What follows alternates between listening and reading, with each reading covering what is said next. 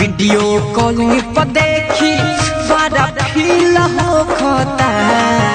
अरे बिना छुअले राजा लहंगा गील हो जाता। घरे आ जा ए बलमुआ बिल गील खो जाता। घरे आ जा ए सजनवा बिल गील खो जाता।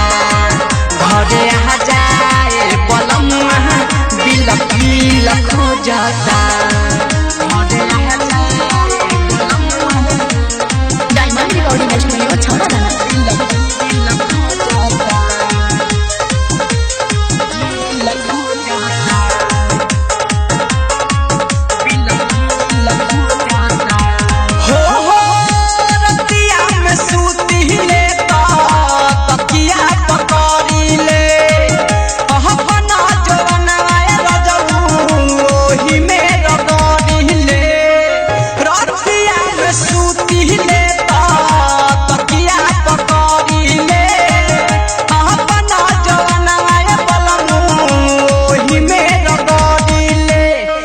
जब याद तोरे आवे दिल दिल खो जाता।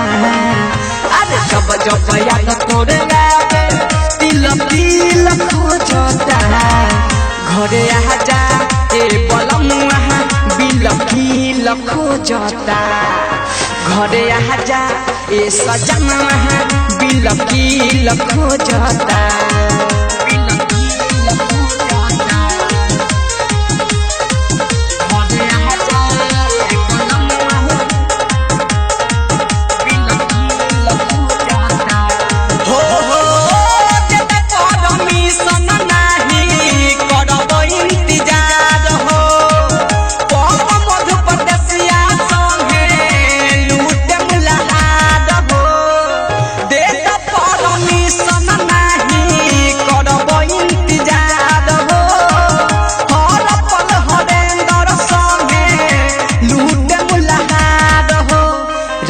रविंदर सुन मन ढील होता। विकास भोजपुरिया सुन मन ढील होता। घरे आ जा ए बलमुआ बिल गील खो जाता।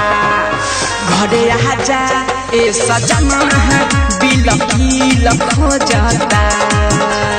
बिना छुअले राजा लहंगा गील हो जाता।